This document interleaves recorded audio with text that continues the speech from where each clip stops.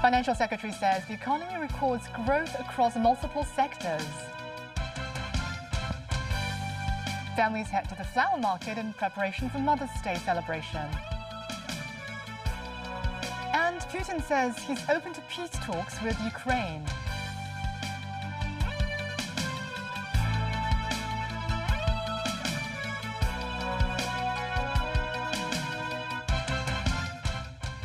Good evening. Welcome to TVB News. Hong Kong recorded its strongest first quarter economic growth in 5 years. This, as Financial Secretary Paul Chan said, some of the greatest surges were noted in investments, which reflected a positive outlook for markets. Timothy Lee tells us more. Hong Kong recorded a 5.9% economic growth over the first quarter of this year, a record high in 5 years. The figure far exceeded expectations noted earlier in the government's budget address, which only predicted GDP growth in Q1 to reach between 2.5 and 3.5%. This, as the Office of the Government Economist said on Friday that it is set to announce the annual economic forecast for this year. Regarding the possibility of authorities hiking the GDP forecast in response to the Q1 figures, Financial Secretary Paul Chan said the government still has to consider various factors such as the ever-changing geopolitical landscape and oil prices. Chan stressed that the city's commercial sector remains flexible and resilient despite facing an ongoing trade war, adding that the rise of AI has boosted both the AI and investment sectors. He noted that investment growth reached 17% during the first quarter, far surpassed previous figures, and he believed the number of investments in the property market signaled economic recovery. Meanwhile, the FS emphasized fields consisting of finance, trade, and innovation saw the largest growth during Q1, while a growing positive trend could also be seen in the retail sector. Timothy Lee, TVB News. Chairman of the Hong Kong Bar Association says the government should amend the competition ordinance to include prison sentencing as a penalty. Jose Moralet suggests it as a measure for clamping down anti-competitive practices, including bid rigging in the city. Mimosa Ngai reports. The government has announced an acquisition plan for one food court households and asked residents to confirm selling their titles no later than June 30th. For those who refuse to sell, authorities might adopt legislative means to acquire the units. Speaking on a TVB program, the Hong Kong Bar Association's chairman, Jose Morales, says such a compulsory acquisition wouldn't contravene protection of property rights under the Basic Law if two provisions were fulfilled. The idea behind it in terms of the constitutional protection is that if there is to be acquisition, then real market value has to be provided, and you have to have a mechanism which is fair and reasonable, having regard to the value of the property and other factors. Of course, we understand that because we're talking about a property where many people and many families have many memories and live there for a long time, there are other considerations. Separately, the series of public hearings on Tai Po fire has unveiled evidence that suggests bid rigging is not a new issue in the local construction industry. Morella advises the government to introduce a maximum prison sentencing of 7 years to offenders of bid rigging and its various forms. A quicker possibility may be to consider amending the competition ordinance so that instead of just having civil remedies, which you can only, the maximum now is a fine, is to actually introduce and amend Section 91 of the ordinance so that if individuals participate, then one of the possibilities is, in addition to the civil route, that the Competition Commission could also go into the criminal route and ensure that prison sentences could be granted. The senior counsel said other countries had implemented a similar penalty for serious anti-competitive behaviours, including 5 years imprisonment in the UK and 14 years in Canada. Mimosa Ngai, TVB News. Hopon Management Company, the government's appointed administrator of One for Courts Incorporated owners, said they will provide a personalised Zoom link and login details for individuals who will attend the estate's meetings later this month. The two owners' update online sessions will take place on May the 12th and 20th. Hopon initially planned to provide one Zoom account for each unit to allow two representatives to attend the sessions on two devices. But the company's latest update on Sunday says each Zoom link and account is for individual use and can only be accessed on one device. Many residents visited Mongkok's flower market on Sunday to select bouquet for Mother's Day. Mimosa Ngai reports. Mongkok's flower market on the morning of Mother's Day. Different colors of bouquets were placed outside the shops. Carnations, which symbolize gratitude and maternal love, are a popular choice for mothers on this day. Some children visited the market with their fathers to pick up flowers. One bouquet is for our mother and another one for grandmother, who wanted to thank Mum for taking care of us, these two siblings said. My bouquet is about $500, but I think it would be at least $600 to $700 in the past, she said. While the festival is a time to express gratitude to mothers, a mum said it's alright to take care of the family.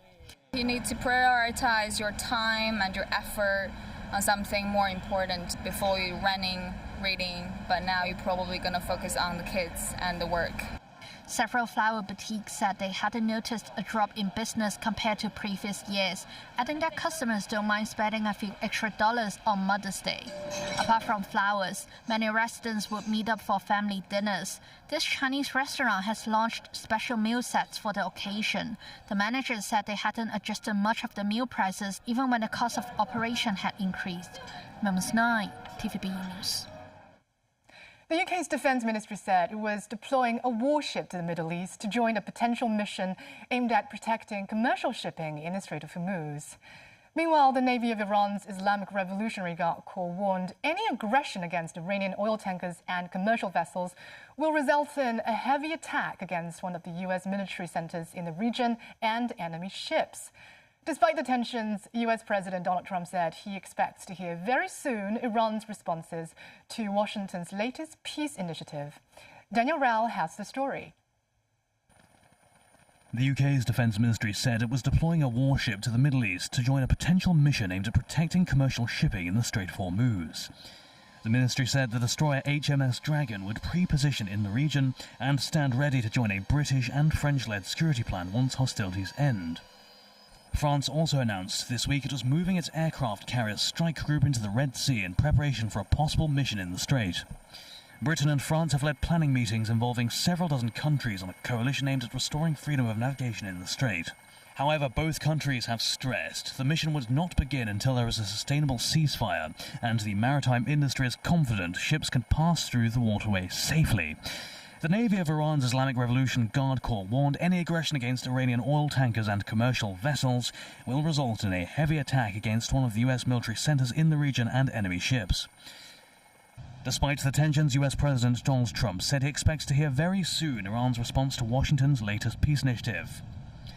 Meanwhile, satellite images reviewed by the Associated Press show what appears to be an oil slick in the Persian Gulf emanating from the western side of Karg Island, Iran's main crude export terminal. It's unknown whether the spill was caused by a malfunction, an airstrike, or something else. The Pentagon declined to comment on whether the US military was tracking the spill or whether there had been recent strikes on the Iranian island. Analysts say it appears unlikely the spill will impact land, but could still possibly affect some sensitive marine habitats. Daniel TV News. Speaking at a press conference in Moscow, Russian President Vladimir Putin said he is open to meeting Ukrainian President Volodymyr Zelensky. This, only if a concrete peace deal to end the Russia-Ukraine war was on the table. Daniel Rao tells us more. Russian President Vladimir Putin said he has no objection to meeting Ukrainian President Volodymyr Zelensky. He said if Zelensky is willing, he is welcome to come to Moscow, adding Russia also has no objection to holding talks in a third country, provided they are aimed at ultimately signing a peace agreement. Putin said Slovak Prime Minister Robert Fico had conveyed a message from Zelensky expressing a desire to meet. Putin also said interaction between Russia and China is the most important factor in stabilizing international relations. Putin described cooperation between China and Russia as undoubtedly a factor of deterrence and stability in global affairs. He noted China as Russia's largest trade and economic partner, adding bilateral trade diversification continues through high-tech industries, which is very important. Putin said Russia and China have reached a high level of agreement to take a serious step forward in oil and gas cooperation. Meanwhile, Russia and Ukraine accused each other of continuing attacks despite a 3-day declared ceasefire. The Russian Defense Ministry stated that since Friday, its forces had strictly adhered to the ceasefire in the Special Military Operations Zone and maintained their defense defensive positions along the previously established lines. The General Staff of the Armed Forces of Ukraine said that since the early morning of Saturday, Russian forces had launched 51 attacks, while continuing to shell areas along the Russia-Ukraine border. And still ahead. Passengers are disembarking a cruise ship linked to hantavirus. Thai police finds military-grade arms in the Pattaya home of a Chinese national. And fitness enthusiasts gather at Asia World Expo for the latest edition of High Rocks.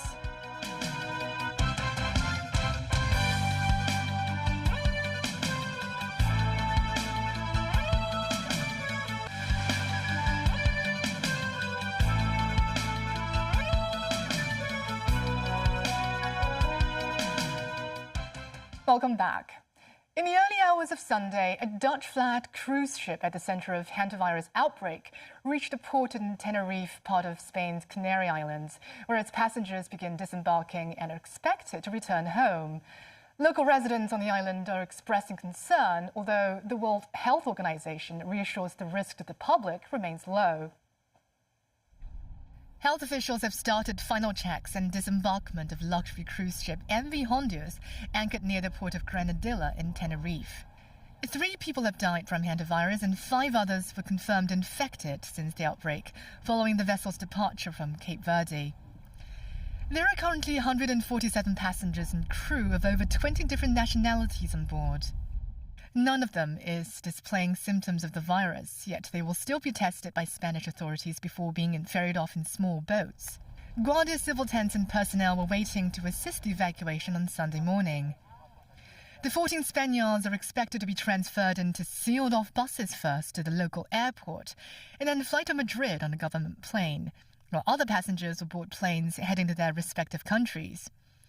Officials underscored that they will have no contact with members of the public. Some crew, as well as the body of a passenger who died on board, are slated to remain on the ship, which will sail to the Netherlands and undergo disinfection. Upon his arrival on the Spanish island on Saturday, Director General of the World Health Organization, Tedros Adhanom Ghebreyesus, addressed in a message to the people of Tenerife that concern for the hantavirus outbreak is legitimate, because the trauma of epidemic lingers. But the situation is much better now. This disease is not COVID, and we have said it many times as WHO. And when we say this, we don't take it lightly.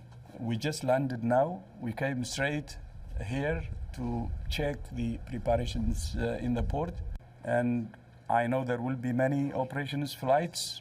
We estimate that there could be around 6 for EU related and also around 4 for non-EU. According to the WHO, authorities aim to complete all the evacuation flights on Sunday and Monday. Health officials across 4 continents are racing to track down passengers who disembarked before the deadly outbreak was detected and others that may came in contact with them. In Tenerife's southern town of San Isidro, the arrival of the virus-hit ship was the topic of the day for many locals as they voiced a mix of resistance and empathy. A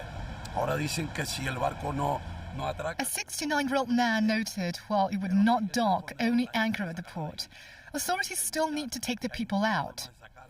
Why do they have to bring a boat from another country here, he asked. Why not anywhere else? Bueno, la verdad es que es bastante preocupante porque a pesar de que Some others conveyed a sense of unsafety and admitted the community doesn't feel there are 100% security measures in place, while highlighting the need to put themselves in the passenger's place. A resident said, "They are also people. If it were our family, they would also ask for help." A cache of military-grade weapon has been found by Thai police inside the home of a Chinese national, a 31-year-old man who lives in Pattaya on a long-term visa. Authorities are looking into the origin of the arms and the man's motive.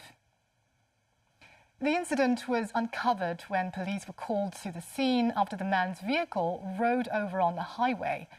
Inside the car, police found a gun and loaded magazines, which led to a search of the man's home near Pattaya.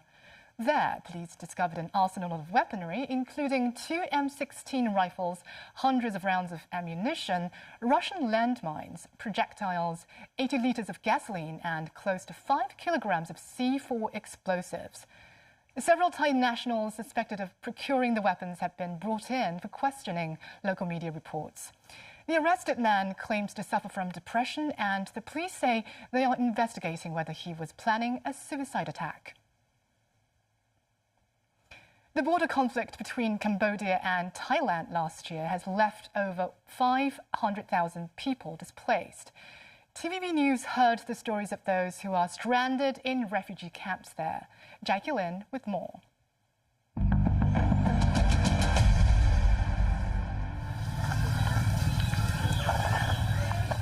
In the older Mianche province near the Thai-Cambodian border, its Buddhist temple has become a makeshift home for the displaced.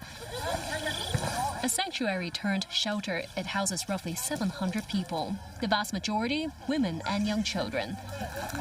Forced to flee their homes to escape the crossfire, they now live in a permanent state of limbo. While the conditions are rudimentary, it is for now the only roof over their heads. Raim, a farmer by trade, now survives entirely on humanitarian aid. There is enough food here, but every day is filled with sorrow. My husband is a soldier on the front lines. For Sarun, the conflict didn't just take her home, it took her family. Both of her sons and her daughter-in-law perished in the violence. She is now the sole provider for 6 grandchildren, aged 3 to 14. I'm so afraid of falling ill.